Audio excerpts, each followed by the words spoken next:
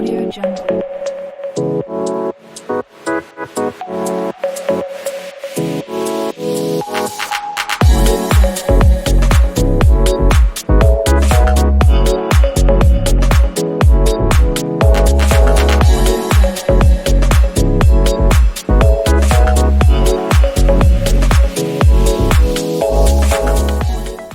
All right, please open up your Bible to the book of Matthew chapter 5.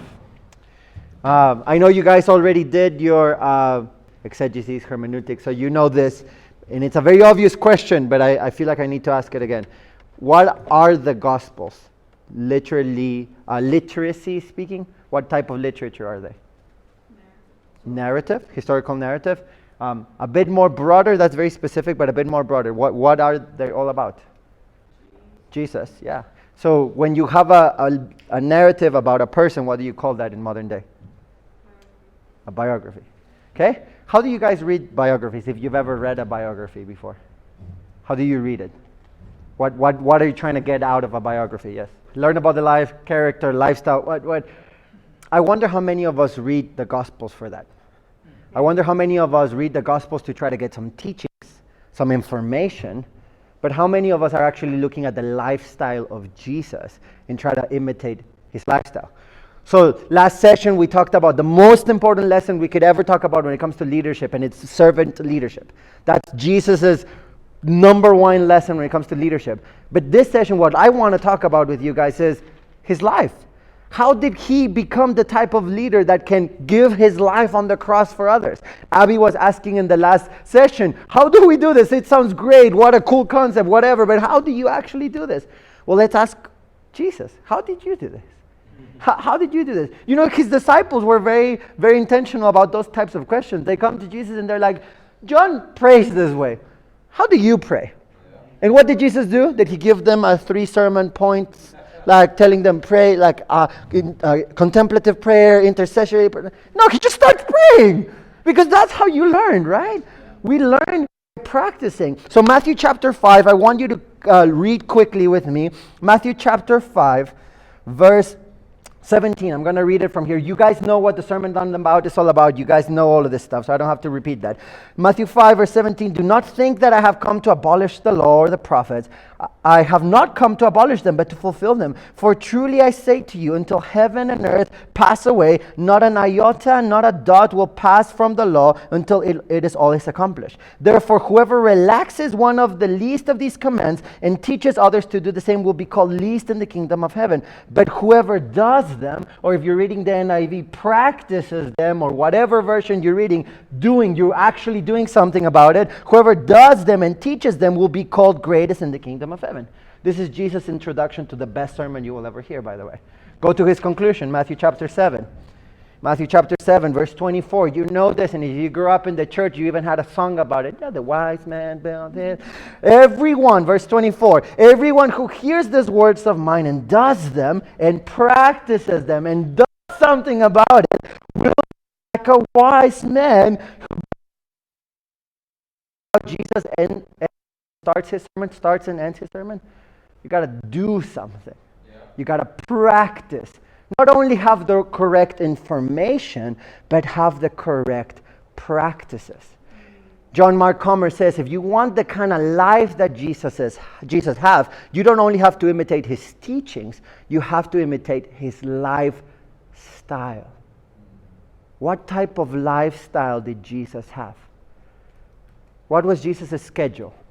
How did he wake up in the morning? What kind of things did he do throughout the day? What was his routine before bed? When would he take lunch? Did he take lunch? What type of food would he eat? Would he eat fast food or only veggies? Or would he braai? A cheeseburger every now and then? Like, I'm talking practically. If Jesus was living in the 21st century, what type of relationship would he have with social media? With the phone? With entertainment? What is his lifestyle? We know his teachings, guys. You know the Sermon on the Mount. Blessed are the poor in spirit, for there's I know you guys can quote this. I'm not asking you for his teachings. I'm asking you for his lifestyle, his practices. What did he do every day that made him the kind of leader that could go willingly to the cross after a wrestling match in prayer in Gethsemane, willingly to the cross? Yeah. The kind of leader that can say, the servants are the greatest, the last are the first. How do you do this, Jesus? And the answer is actually quite obvious. Just read his biography. Just like you would read any other biography. But don't just read the teachings. Look for his habits, his lifestyle. A really good book, The Power of Habit, it's basically, if you can summarize that entire book in one sentence, is the things that you do something to you. The things that you do something to you. The kind of habits that you have, how you wake up in the morning, what's the first thing you do, if you switch on your phone, if you go exercise, they will do something to you at the end of the day. Yeah. They will make you or break you. The habits you do every day. How much time do you spend looking at a screen? How much time do you spend looking at the birds? Literally, Jesus' advice in the Sermon on the Mount when you're anxious is go on a walk and look at the birds. That's his advice. How many of us actually do that? We're like, oh, do not be anxious. And you're like, that's a horrible teaching, Jesus. It's really hard not to be anxious. But we actually don't go and walk like he told us to. Yeah. And look at the birds. And look at the flowers. What habits, what you do, does something to you. What habits do you guys see in Jesus' life? What do you read when you read his biography? What type of habits do you see he had every day, every month, every year? What do you see? And I know there's so much more that could be said. So much. We could talk about this for days because there's so many habits. So many habits we see Jesus. But I want to invite you to read the Gospels through a different lens. Read it looking for the lifestyle of Jesus. And ask those kinds of questions to Jesus himself when you pray. Ask him, okay, what type of relationship did you have with the phone? Because I want to imitate that type of relationship. What type of relationship did you have with your mom? Because I want to imitate that type of relationship. What type of habits are you in the habit of? So I can learn from. I know you guys did a course on spiritual formation, right? Yeah. Spiritual practices, spiritual disciplines, spiritual formation basically are just habits. And the monks in the 4th century looked at a trellis. Do you guys know what a trellis is? A trellis is that wooden thing that you put on a vineyard to make sure that the grapes grow. Because if you don't put it, the grapes tend to grow on the ground and you don't get as much sunlight, rain, and everything you need to grow. So what the monks did and said is, you know what? We are the branches. He is the vine.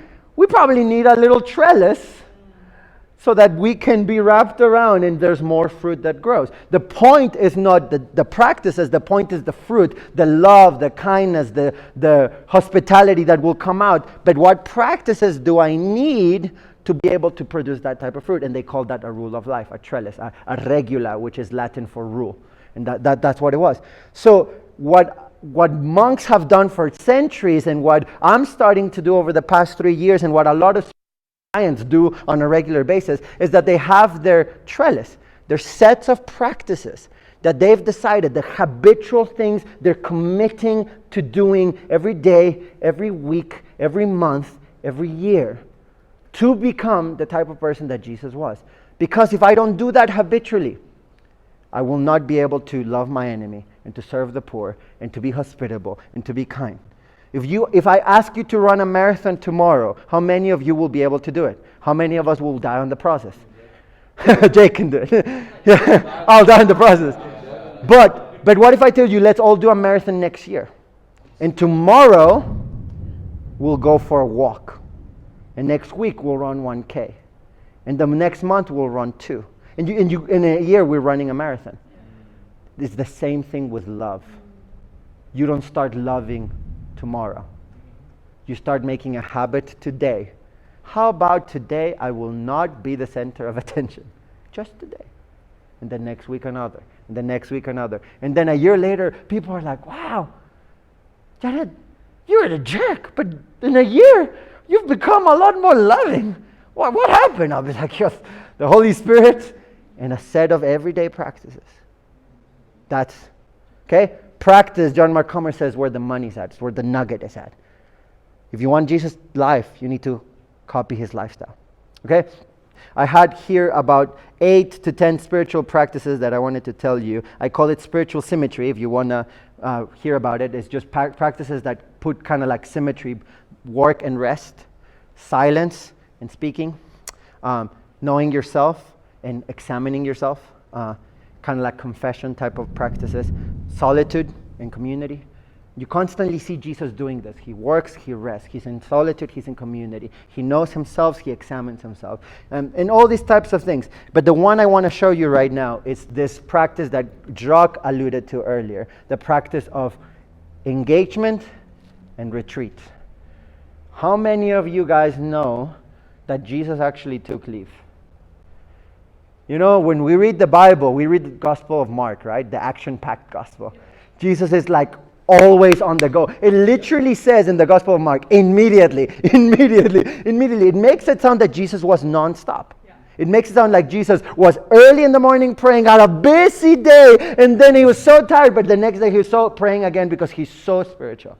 No ways, dude. That was one day. That's not his everyday life. Okay, so John chapter 10, I hope you're there already. You know the story. Jesus has this incredibly hard conversation with the Pharisees. The Pharisees want to stone him because he's basically saying he's God. And people are like, dude, you can't be doing this. Let me ask you this question. This is John chapter 10 that we're on. I'm just summarizing. How do you feel after a hard conversation?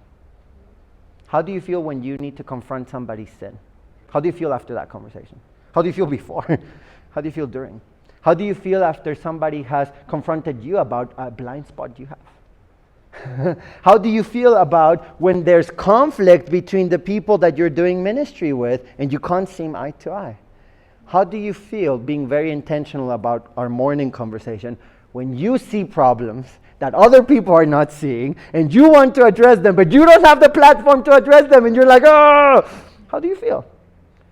Do you think Jesus didn't feel those types of things? He just had a wrestling match with the Pharisees where they want to kill him. Let's speak honestly for a second.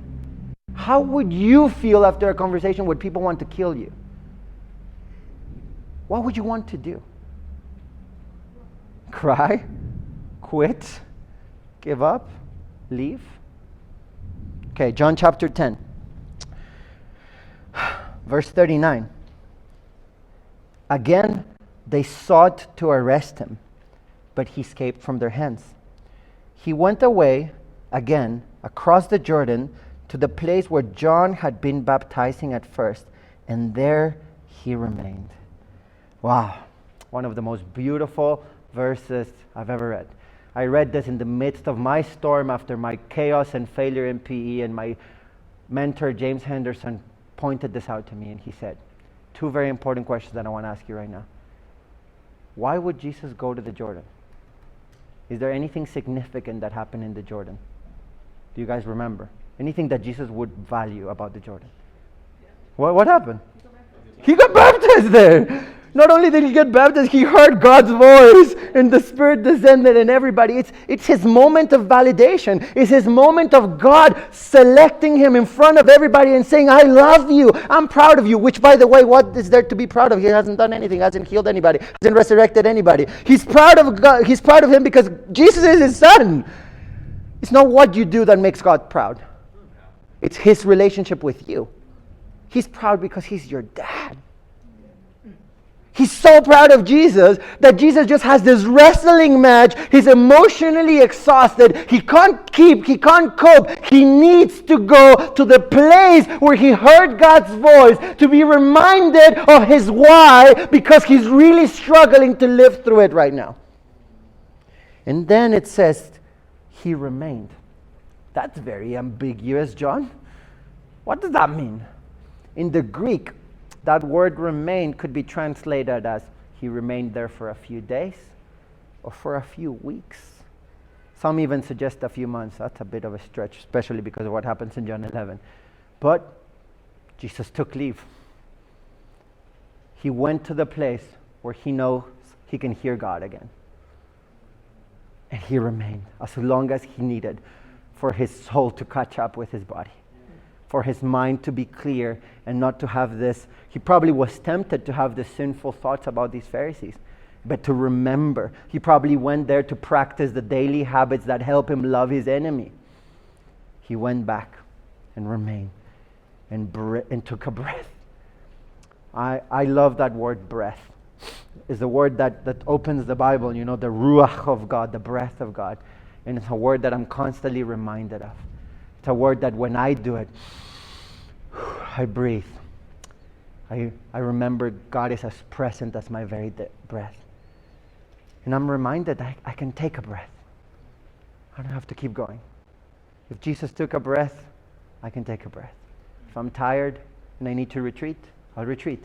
But then what happens after you retreat? It's not like you go on sabbatical forever. It's not like you're like, I'm retired, I'm preaching to myself, and I'm never going to do this again. It's like you take your breath so that you can engage again, so that you can go again to the fight.